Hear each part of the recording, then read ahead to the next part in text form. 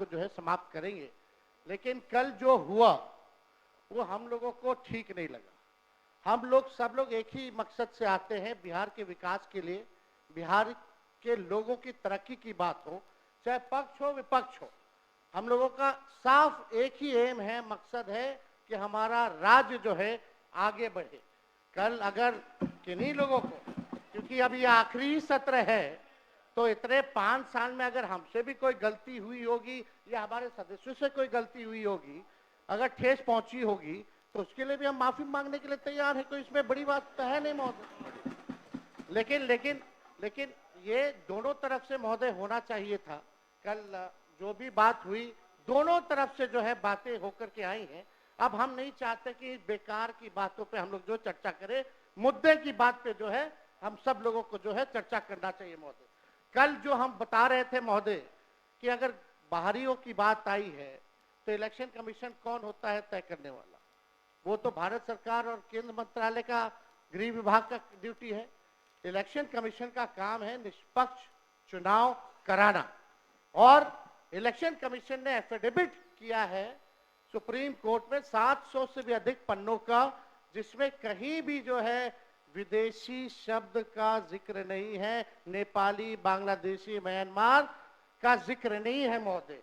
और आप देखिएगा जो बीजेपी के भी जो बीएलए होते हैं, बूथ लेवल के जो एजेंट होते हैं, उन लोगों ने भी आज तक इसके बारे में शिकायतें नहीं की। ये सच्चाई है महोदय। बात अगर घुसपैठिया अगर आया भी है तो ये लोग खुद स्वयं सरकार अपने ऊपर पे सवाल उठा रही है। 2003 अटल बिहारी जी के समय हुआ था, राज्य सरकार में राबड़ी देवी जी मुख्यमंत्री थी, आखिरी बार 2003 में हुआ था। उसके बाद 2005 से 25 तक तो मुख्यमंत्री नीतीश कुमार जी और 11 साल से प्रधानमंत्री नरेंद्र मोदी जी।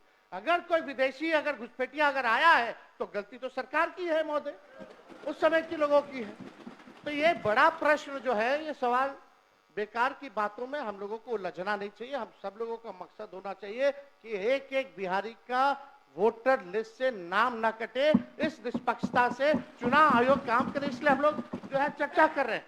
और इस विषय पे तो जनता दल यूनाइटेड के एमपी ने भी कल जो है हम लोगों के पक्ष में बात रखी है महोदय।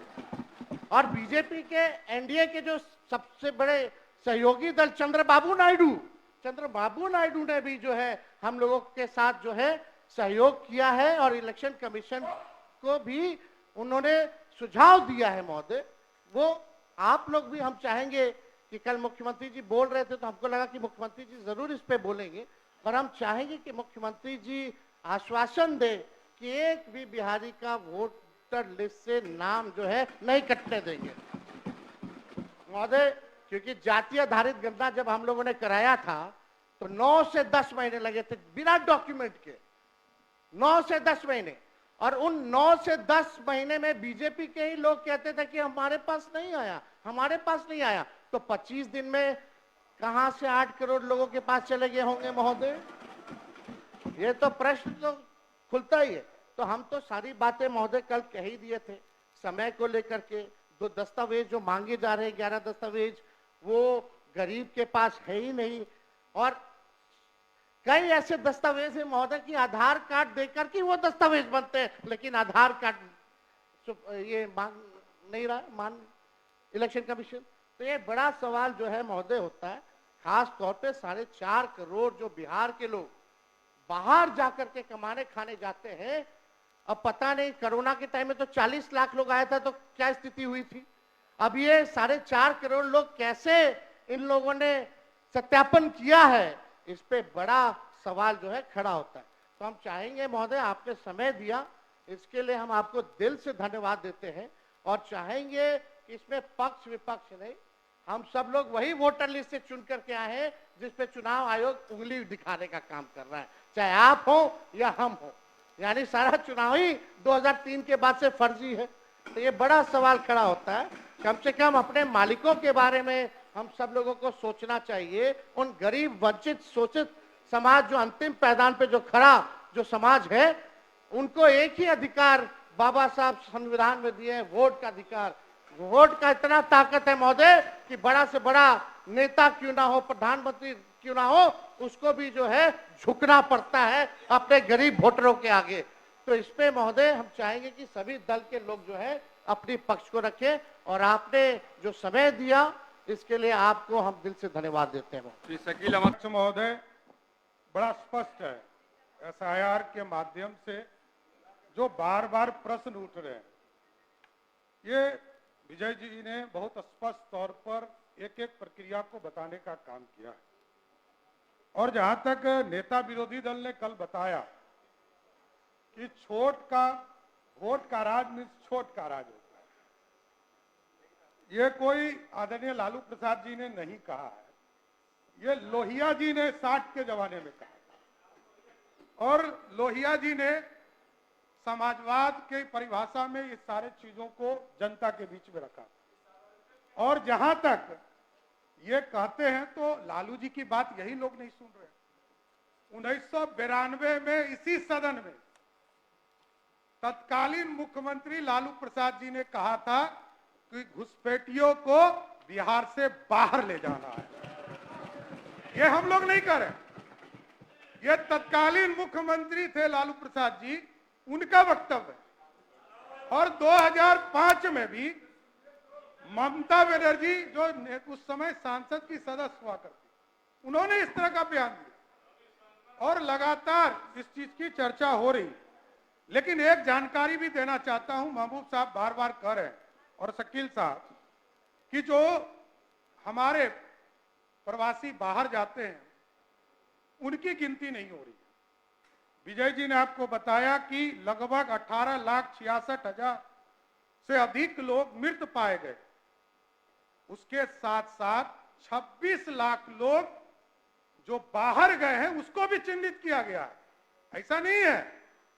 और ये मैं बताते हुए स्पष्ट कर रहा हूं कि हमारा जो श्रम डिपार्टमेंट का भी रिपोर्ट है, जहां 2005 में बिहार के लोग 11% बिहार से बाहर जाते थे, जो नेता विरोधी दल कह रहे हैं कि करोड़ों लोग बाहर जाते थे। आज का रिपोर्ट है कि ये 2% से भी नीचे लोग चले गए। आज बिहार में लोग रह रहे हैं और अभी तो 26 लाख लोगों की ही चिन्हित हुई है। और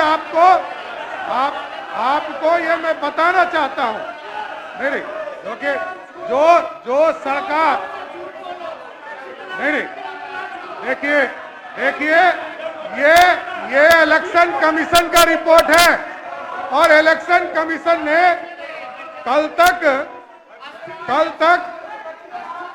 तक नेता विरोधी दल कह रहे थे, कल इसी सदन में कह रहे थे, इसी सदन में बैठिए, बोलने दीजिए। अरे उप मुख्यमंत्री बोल रहे हैं, अरे उप मुख्यमंत्री बोल रहे हैं, क्या कर रहे हैं? बैठिए, अरे बैठिए ना। अरे उप मुख्यमंत्री बोल रहे हैं आपके, बैठिए, बोलिए, बैठ जाइए अपने स्थान, बैठिए, बैठिए अपने स्थान, बैठिए, किसी सदन में अपने स्थान बैठिए, बैठ जाइए, सबकी बात सुनिए, तुम बैठिए, बोलिए। कल तक इसी सदन में नेता विरोधी दल जी कह रहे थे कि भारत निर्वाचन आयोग कोई प्रेस रिलीज नहीं करता, और पूरी तरह स्पष्ट है। इसलिए एसआईआर के मामले में ये लोग जो बार बार अपनी बात रख रहे हैं, इसमें कहीं सत्यता नहीं है और स्पष्ट तौर पर पूरी प्रक्रिया विजय चौधरी जी ने बताया है। इसलिए सरकार स्पष्ट है, किसी अति पिछड़ा, दलित समाज, पिछड़ा, स्वर्ण समाज, किसी का भी वोट कटने वाला नहीं है। धन्यवाद। आज बैठिए, महोदय महत्वपूर्ण बिजनेस है, सीएजी का रिपोर्ट करना है, पहले उसे ले लेता हूं, फिर अब छोड़ दिए। नहीं, हमारे माननीय नहीं चलेगा। माननीय मंत्री के बारे में नेता प्रतिपक्ष ने कहा है मंत्री बंदर है, बैठो, प्लीज बैठ जाइए। नहीं करिए।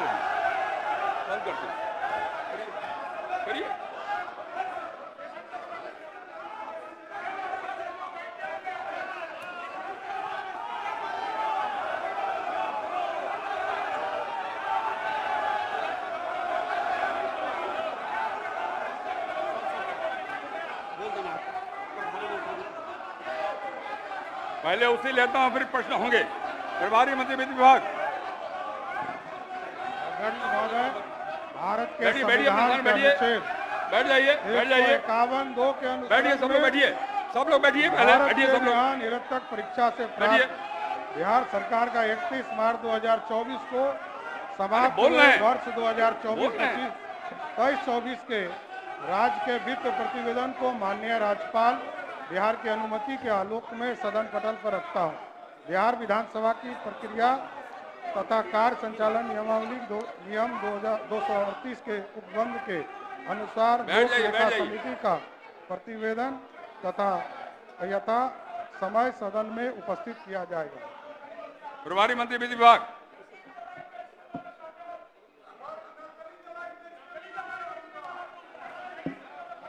अध्यक्ष महोदय, मैं प्रस्ताव करता हूं कि भारत के नियंत्रक महालेखा परीक्षक से प्राप्त बिहार सरकार का 31 मार्च 2024 को समाप्त हुए वर्ष 2023-24 के राज्य के वित्त प्रतिवेदन को बिहार विधानसभा के समक्ष रखने जाने के पश्चात उक्त प्रतिवेदन को लोक लेखा समिति द्वारा विचार किए जाने पूर्व जनता में बिक्री के लिए प्राप्त हो।